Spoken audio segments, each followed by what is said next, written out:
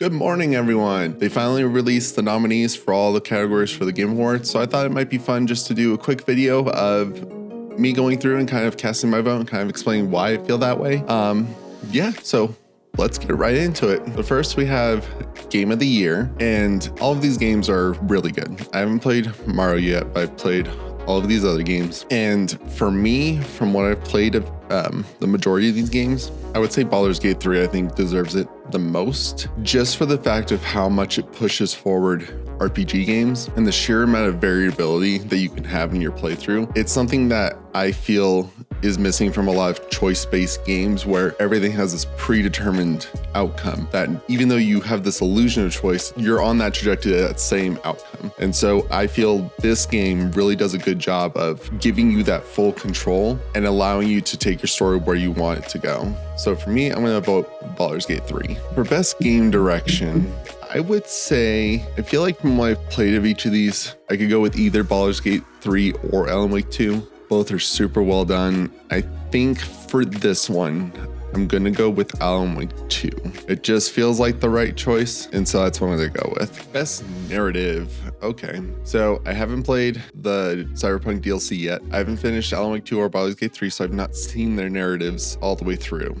I have beaten 16 and Spider-Man 2, and I want to make the best decision that I can feel like I could really stand behind. I think I'm gonna go with Final Fantasy 16 just because I have seen that story all the way through, and I know some people weren't as hot in this game, but I really love this game so much, and I love the story. It made me tear up. It made me feel so emotional, and I just really enjoyed the story they told in this game. Best art direction. So out of all of these ones, I feel like for art direction, I really love Alan Wake 2's vibe more than the other ones. And so for me, I think I'm gonna go with Alan Wake 2. Best score in music. This one is not that hard for me. Having at least played the majority of these, Final Fantasy 16 I think has the best score out of all of them. It's just so bombastic, so emotional, it's just amazing. And yeah, I think it 100% deserved to win this category. Best audio design. I'm gonna have to go with Alan Wake 2, 100%. I am terrified in that game because just how well they do the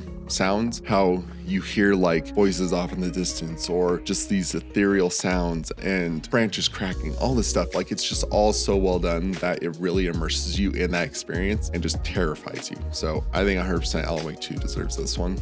Best performance. This one is also not that hard for me because I think Ben Starr is the best performance of this year, 100%. Innovation and accessibility. This one, I don't use a ton of accessibility options, so I always feel a little bit weird about voting for this one. I just kind of can go off of what I heard about these games. Yeah, I don't have much experience with them, but I have heard a few of these are really good for accessibility.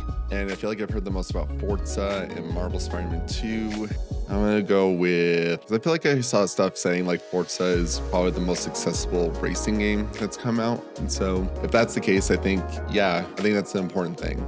Games for impact. I did watch my wife play a little bit of Bemba, and I see she doesn't get emotional with games at all. That's just not it's not a medium that impacts her the same way it does me. And when I got her Bemba and she had finished it, she was literally on her couch crying from the story and how much it impacted her. Just from that anecdotal experience, I'm gonna go with Bemba. Best ongoing game. This one, I feel like out of all of these, I feel like the two big ones are Fortnite and Final Fantasy 14. Both are super supportive of, like, both of their studios are super supportive of these games and constantly adding content, keeping people engaged. In my circles, I feel like I hear about Final Fantasy 14 a lot more. I've played Final Fantasy 14 the most out of any of these. Honestly, I think it deserves that. It's just constantly doing stuff to make sure that you always have something new to play. It's always fresh. It's always evolving and giving you great narratives, new raids, what have you. And yeah, I just feel like they're killing it. They're coming out with the new Dawnbringer.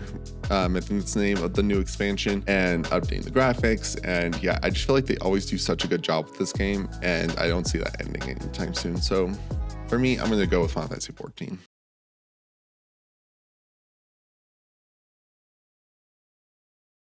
Best independent game. For me, this is super easy. I play a little bit Cocoon. It's been a really good time so far. Nice puzzle game. Good things about Dave the Diver. I haven't played it myself. I haven't played Dredge, so I'm not too sure what that game is about. Viewfinder, I did buy, haven't beaten it, but I played a good chunk of.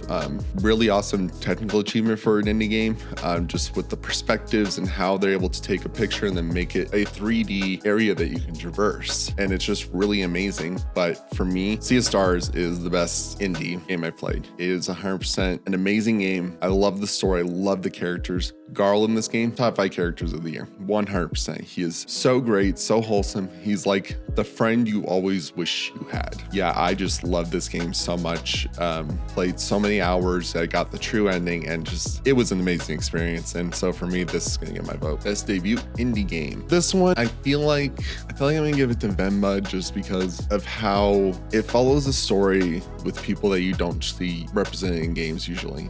And it's not a very long game, it's a very short game. And in that short time, it's been able to come onto the scene, use that time really well and impact the people who play this game. And I think that's something commendable and something amazing to come out, and this game just hits the ground running. And I don't know, I just feel like out of what I understand from the majority of these, I think it's the best debut indie game for me. Best mobile game. I haven't played the majority of these. I played a little bit of Ever Crisis. I played I got a little bit of Honkai. None of the other ones. But for me, I feel like Honkai Star Rail should get it. I feel it's a really well done game. The special attacks that each character gets are really, really well done. They're super bombastic and climactic and just really visually pleasing. My buddy Cameron is very, very into this game and really talks very highly about the story. And so for me, I think I'm gonna go with Honkai Star Rail for this category. Best VR and AR. I don't play VR. I don't have any VR system. This one I can only go by what I've heard from other people. I've heard things about Gran Turismo 7, heard Call of the Mountain was pretty good. I haven't heard much about Humanity's VR stuff because I'm pretty sure you can play it without VR, so I don't recall hearing much about it in VR. Resident Evil Village VR, from what I understand, it worked, it was fine, it was good. But I've heard a decent amount of Synapse being a really good game, and so I think just based off of that, I think I'm gonna just go off and vote for Synapse. Yeah, that's all I have to say about it. Best action game. Out of these ones, it's gonna be Armored Core 6. I thought that game was super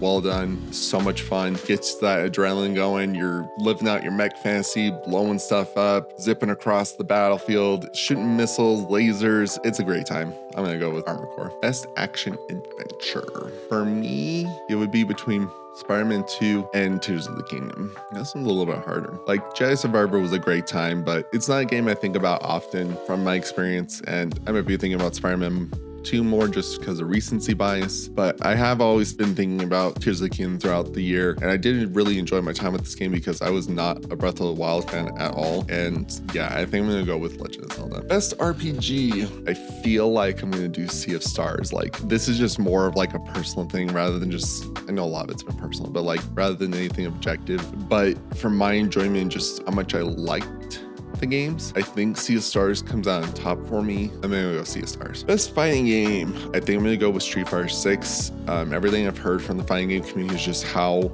well done this game was and how great of a fighting game it is. It really just kind of pushes fighting games forward, and so I think I'm gonna give it to Street Fighter 6. Best family game, I think I'm gonna go with Mario. Best sim/strategy, I think just for how big of a surprise Pikmin 4 was for people, I'm gonna go with that.